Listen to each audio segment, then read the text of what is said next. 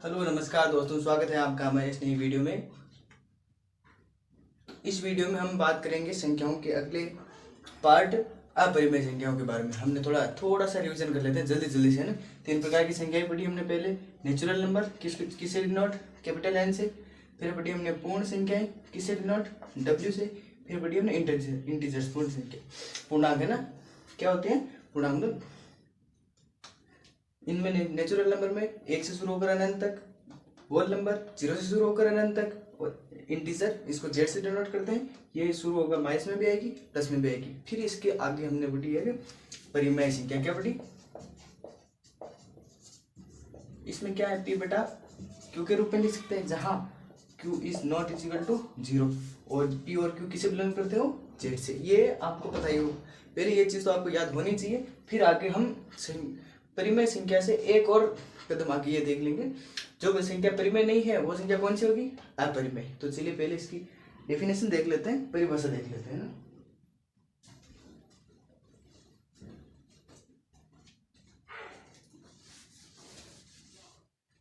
तो चलिए पहले लिखिए आप अपरिमेय संख्या, हेडिंग डालिए। मैंने कहा था ना, आप कॉपी पेन लेके साथ बैठे, है ना। मैथ ऐसे नहीं आती, पहले कॉपी पेन लेके बैठिए। परिभाषा लिखिए, वे संख्याएं जिन्हें P बटा Q के रूप में क्या होगा, नहीं लिख सकते हैं। क्या होगा? नहीं लिख सकते हैं। क्या होती है? अपरिमेय संख्या कहलाती है। उदाहरण के लिए देखिए, अब जैसे मैंने उदाहरण ले लिया √2। बताइए √2 को मान क्या लिख सकते हैं हम? ऐसे लिख सकते हैं, लेकिन परिमेय संख्याओं की शर्त क्या होनी चाहिए? क्या होना चाहिए? P बटा Q। देखो आप बोलेंगे सर P बटा Q तो हो गया, किसी की चीज के बटा के लिए हम 1 लिख सकते हैं, लेकिन एक चीज और भी है, Q not is equal to 0 और P और Q क्या होना चाहिए? ये जो मैंने निशान लगाए थे, आपको याद है? P और Q बिलोंग्स टू, क्या बोलते हैं इसको? बिलोंग्स टू किससे? जेड से। जेड मतलब इंटीजर्स। इंटीजर में कौन कौन सी आती है? माइनस वाली, जैसे -3, -5, -7। और कौन आता है? 0। और कौन आता है? +1, +2, 3, 4 ऐसे। लेकिन इसमें बताइए, कहीं आपको अंडर रूट वाली या पॉइंट वाली या कोई सी और संख्या दिख रही है? नहीं ना। तो √2 को हम P बटा Q के रूप में तो लिख सकते हैं, लेकिन ये अपरिमेय नहीं होगी। क्यों नहीं होगी? क्योंकि √2 जो है वो z के अंदर बिलोंग्स नहीं करता, मतलब ये √2 का मान z के अंदर नहीं आता है। आया समझ में आपको? और कोई सी चीज देखिए, जैसे हो गया √5, और देखिए √7। अब आगे जाते जाते आप कहोगे सर आपने 2 ले लिया, 5 ले लिया, √3 भी ले लो। चलो √3 लेके फिर आप बोलोगे सर √4, इसका मतलब जो अंडर रूट में आएगी सब क्या अपरिमेय हो जाएगी? नहीं होगी। क्यों नहीं होगी? क्योंकि √4 का मान 1 क्या होता है? √4 को हम क्या लिख सकते हैं? 2 का स्क्वायर। तो मतलब ये √4 2 का स्क्वायर है ना, 2 का स्क्वायर के ऊपर अंडर रूट ऐसा लगा होगा। तो ये जिसके ऊपर अगर स्क्वायर हो और अगर अंडर रूट लगाओ तो कट जाता है। मतलब क्या है, मान क्या हो जाएगा? 2। आपको मैंने याद भी करवाया था पहले, वो वर्ग याद करने के लिए दिए थे, उसमें देखा था आपने 2 का स्क्वायर 4। तो जब भी स्क्वायर लगा, किसी के ऊपर स्क्वायर लगता है तो अंडर रूट हट जाता है, इसलिए √4 का मान क्या हो जाएगा? 2। ऐसे ही देखिए, तो बताइए क्या आप 2 है, 2 क्या जेड के अंदर नहीं आती है? इनके अंदर जेड नहीं आती, जेड के अंदर 2 आता है या नहीं आता है? तो आप बताइए, आता है ना। इसलिए ये 2 हो जाएगी, मतलब √4 क्या हो जाएगी? परिमेय संख्या हो जाएगी। और एग्जाम्पल देखते हैं। देखिए जैसे हमने एग्जाम्पल लिया √16। आप बताइए √16 किसका वर्ग है? पता है आप किसका वर्ग है? √4 का वर्ग है। अब तो हमें कोई पूछ लेगा √16 परिमेय संख्या है या अपरिमेय, तो हम क्या बोलेंगे? परिमेय संख्या। क्यों है? क्योंकि √16 किसका वर्ग है? 4, और 4 आते ही हम 4 को क्या लिख सकते हैं? 4/1। तो ये हो जाएगा P बटा Q के रूप में, और P और 4 और 1 जेड से भी बिलोंग करते हैं। तो आया समझ में? एक बार और देख लेते हैं ना। देखिए छोटी सी चीज है, बस एक बार और देख लेते हैं ना। परिमेय संख्याओं के लिए हमें क्या बटा पी बटा क्यू होना चाहिए, और पी क्यू का मान तो 0 के बराबर नहीं, और पी और क्यू किससे बिलोंग रखनी चाहिए, जेड से। ठीक, अब अपरिमेय संख्याएं क्या बोल रही है कि जिनको पी बटा क्यू के रूप में नहीं लिख सकते हैं, लेकिन हमने एग्जाम्पल में देखा था √2 हो गया, या और मान लो जैसे हमने ले लिया √23, आप बोलोगे सर ये लो पी बटा क्यू के रूप में लिख दिया, लेकिन ये बताइए क्या √23 किसी और का वर्ग है, जैसे √16, क्या √16 को मैं 4 का स्क्वायर नहीं लिख सकता, 4 का स्क्वायर रखते हैं, स्क्वायर से रूट कैंसिल हो जाता है तो मान क्या आ जाएगा 4, वैसे ही। और देखिए जैसे √25, इसको क्या मैं 5 का स्क्वायर नहीं लिख सकता हूँ, 5 का स्क्वायर, स्क्वायर से रूट कैंसिल किया, क्या आ जाएगा 5/1। आइए समझिए, थोड़ा आप कोशिश कीजिए ना, आ जाएगा। देखिए अब वैसे हमने एग्जाम्पल ले लिया, अंडर रूट मान लीजिए हमने 29 ले लिया। अब बताइए क्या किसी का भी वर्ग √29 है, आप बोलेगे सर नहीं है, नहीं है तो ये क्या हो जाएगी, ये अपरिमेय संख्या हो जाएगी। क्या हो जाएगी, अपरिमेय। अपरिमेय संख्याओं में एक चीज और भी आती है जो आपकी पाई, मेन सबसे आपकी जो पाई है, पाई एक अपरिमेय संख्या, इसके बारे में हम आगे देखेंगे कि पाई का मान हम मैथमेटिक्स में लगभग 22/7 मान के चलते हैं, जबकि 22/7 तो परिमेय संख्या है, लेकिन पाई एक अपरिमेय संख्या। इसका कारण हम आगे देखेंगे, आपके सवाल आएगा पूरा, है ना, तो उसमें हम देख लेंगे पाई अपरिमेय क्यों है और 22/7 परिमेय क्यों है। ठीक है, तो आप अपरिमेय संख्याओं के लिए कुछ उदाहरण लिख लेंगे हम, तो इसलिए पहले उदाहरण लिख लेते हैं ना।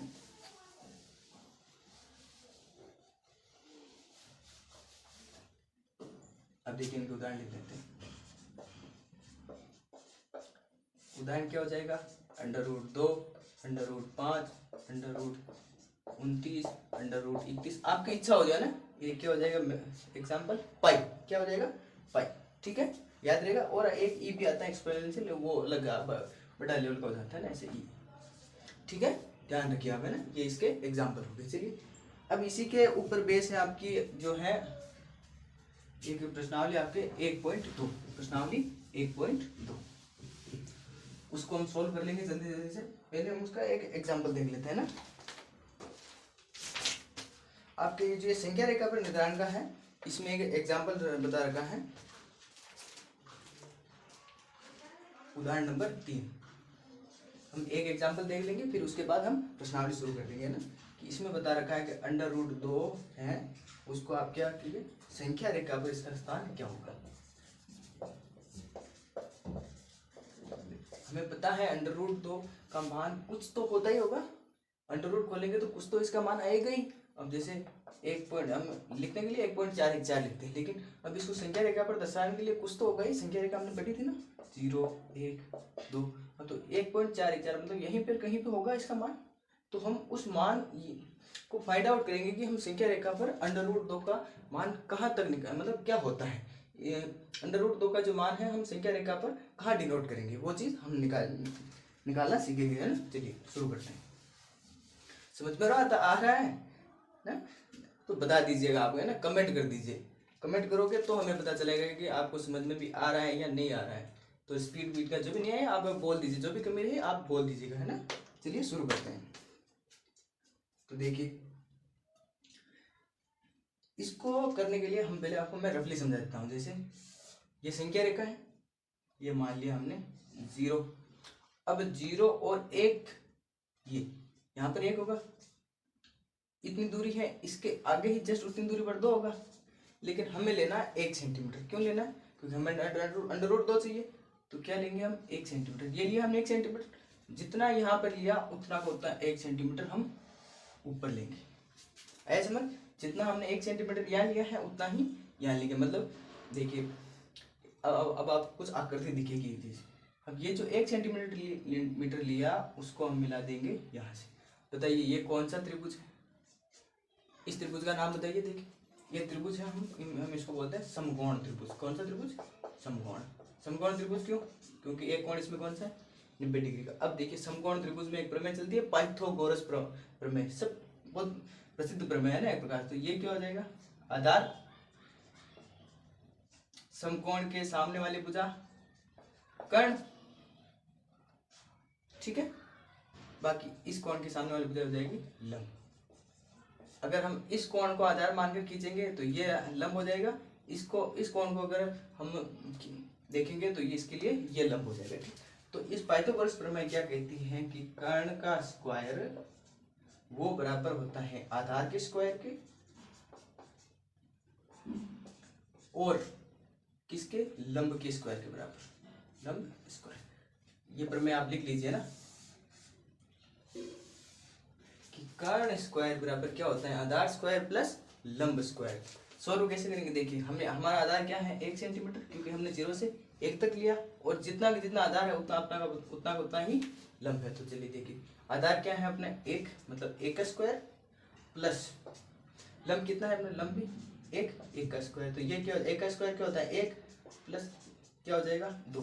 अब देखिए अपने क्या मान, अपने पास मान क्या आ गया, कर्ण का स्क्वायर बराबर क्या आ गया 2। तो बताइए कर्ण बराबर क्या हो जाएगा, ये स्क्वायर इधर ट्रांसफर होगा, अगर स्क्वायर ट्रांसफर होगा तो ये क्या बन जाएगा अंडर रूट। अगर स्क्वायर इस तरफ ट्रांसफर होगा पक्षांतर, क्या बोलेंगे इसको, पक्षांतर। पक्षांतर होगा क्या बदल जाएगा, किसमें बदल जाएगा अंडर रूट, और यहाँ पे कितने हैं 2, तो ये स्क्वायर ट्रांसफर होगा तो किसके ऊपर लग जाएगा अंडर रूट 2। मतलब अपने पास कर्ण का मान क्या आ गया अंडर रूट 2। अब देखिए अब हमको मान भी तो फाइंड आउट करना है, ये तो हमने सिर्फ देखा है कि बनेगा कैसे। अब अंडर रूट 2 को जो मान है उसको फाइंड आउट करने के लिए क्या करेंगे, हम यहाँ पर रखेंगे प्रकार, कहाँ पर रखेंगे 0 पे, और यहाँ से इतना बड़ा चाप को लेंगे, फिर इस चाप को यहाँ से लेते हुए यहाँ ऐसे होते यहाँ पर ये डिनोट कर देंगे कि अंडर रूट 2 का मान क्या आ जाएगा यहाँ पर। ये करना, ये कार्य आपको रफली करना है, ठीक है। चलिए समझ आया होगा, और नहीं तो हम आगे जो आपका सवाल है प्रश्नावली के अंदर वो देख लेंगे ना, वो और समझ में आ जाएगा अच्छे से।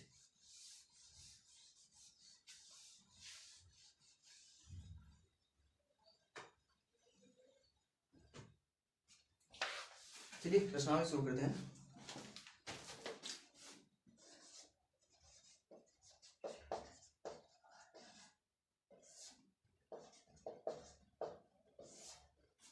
ठीक है, चलिए इसमें पहला सवाल आपके, नीचे दिए गए कथन सत्य है या असत्य है। देख ले 1.1 में भी हमने सत्य सत्य किया, इसमें भी सत्य सत्य आ गया। कारण के साथ उत्तर दीजिए, वो तो हम दे ही देंगे। प्रत्येक परिमेय संख्या एक वास्तविक संख्या हो, प्रत्येक अपरिमेय संख्या एक वास्तविक संख्या होती है। तो हमने परिमेय संख्या पढ़ ली, अपरिमेय संख्या पढ़ ली, और इन दोनों से जो आगे की चीज है इन दोनों को मिलाकर हम क्या बोलते हैं, वास्तविक संख्या। क्या बोलते हैं, वास्तविक। आगे डिटेल में देखेंगे। तो देखिए पहला सवाल है ना, इसमें क्या है कि प्रत्येक जो अपरिमेय संख्या है वो क्या होती है, वास्तविक।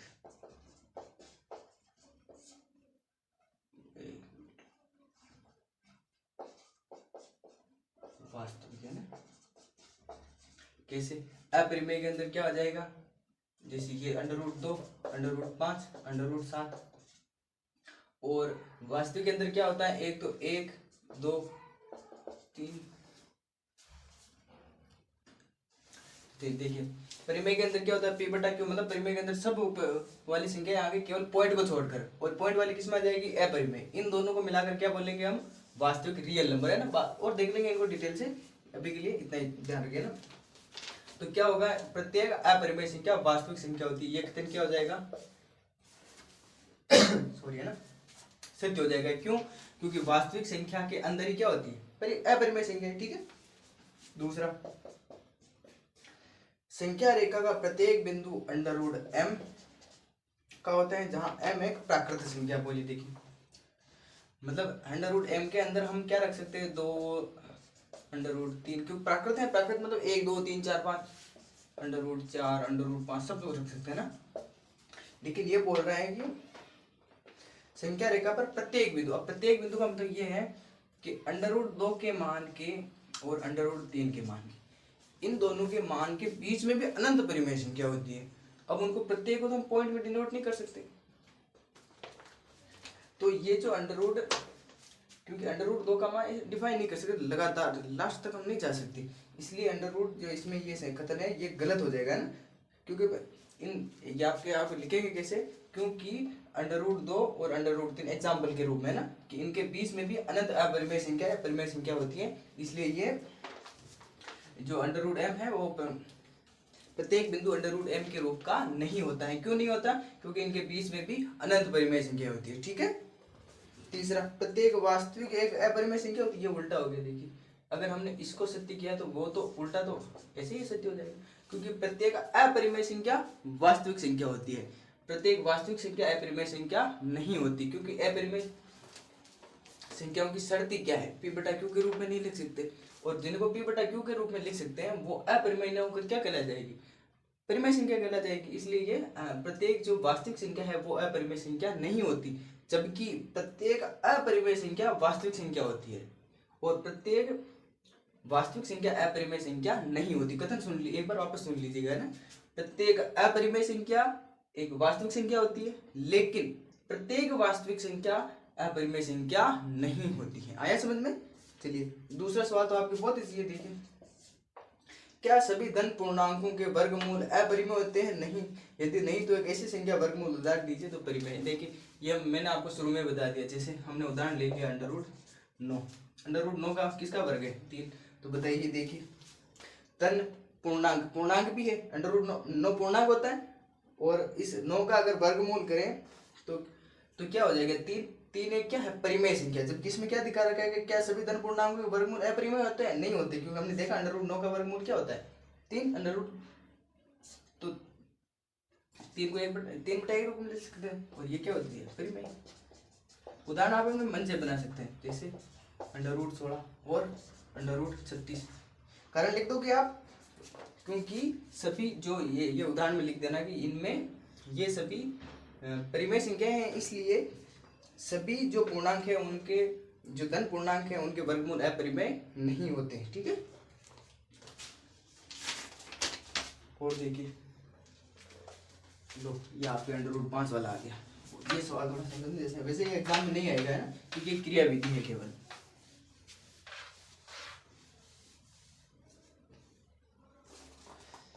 दिखाइए कि √5 को दिखाना है, तो सबसे पहले क्या संख्या निकाल ली, यहाँ पर 0, यहाँ पर 1। कार्य वही करना है सब में। 1 सेंटीमीटर ये लिया तो 1 सेंटीमीटर ही यहाँ लेंगे, फिर इसको यहाँ से 0 से मिला देंगे, ये बन गया समकोण त्रिभुज।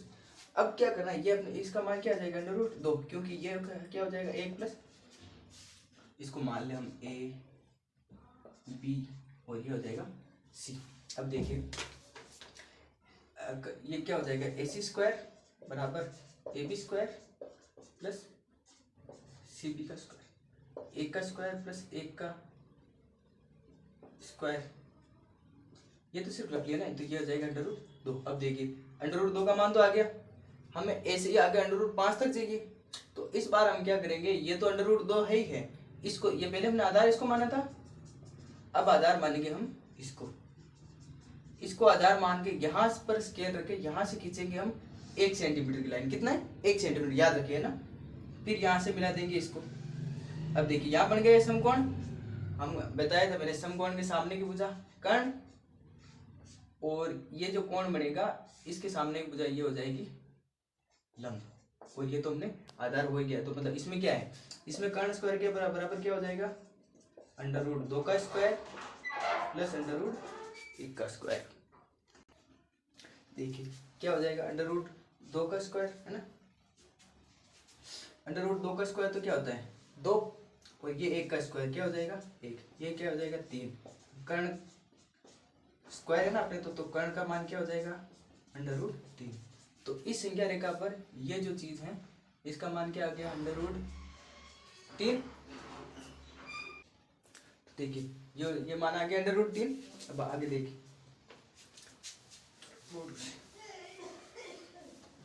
अब देखिए हमारे पास क्या, हमने पहले इसको आधार माना था, इसको आधार माना, अब किसकी बारी? अब इसको आधार मान लेते हैं, और यहाँ से फिर खींचेंगे 1 सेंटीमीटर का रेखा है ना, रेखाखंड। फिर यहाँ से खींचेंगे हम ये वापस लंब डाल दिया, ये हो गया 90 डिग्री।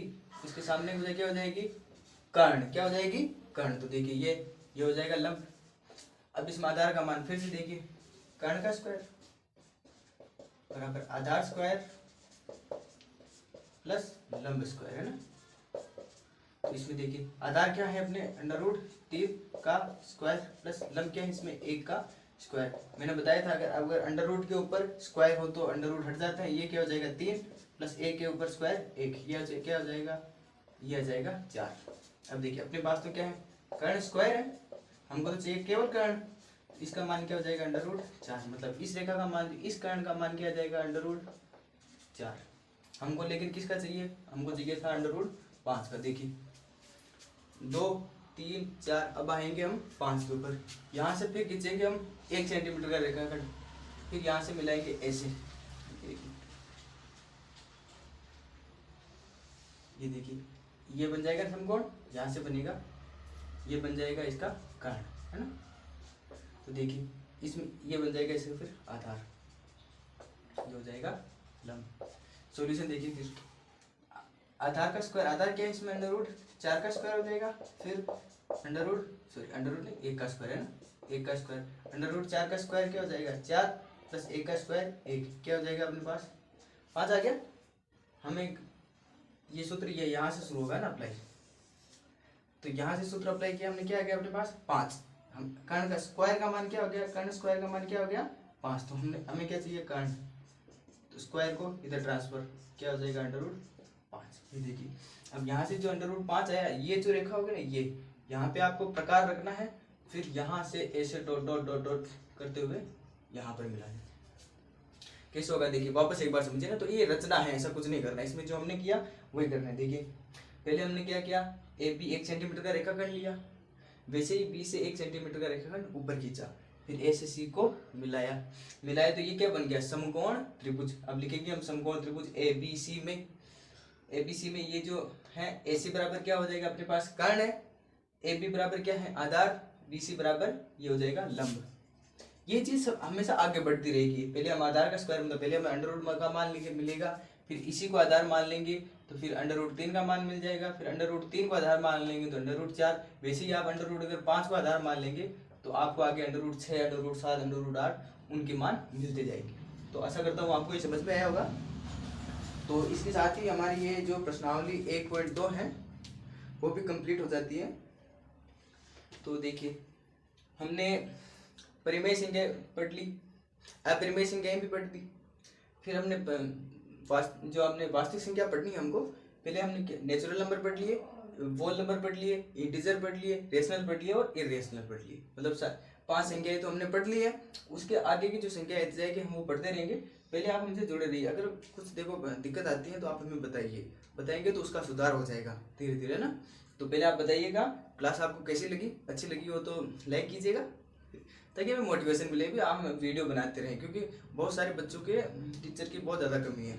वैसे तो यूट्यूब अच्छा सागर है, बहुत सारे मिल जाएगा आपको पढ़ाने के लिए, लेकिन कोई अगर बच्चों से निकल के ही आया है और पता है कि बच्चों को पढ़ाना कैसे है या क्या क्या दिक्कत आती है, तो उस हिसाब से आप कमेंट कर दीजिएगा भी सर ये चीज़ में दिक्कत है, आप ऐसे समझाइए वैसे समझाइए, हम आपको एक बार वापस समझा देंगे। तो इस वीडियो में इतना ही, आगे मिलते हैं, धन्यवाद।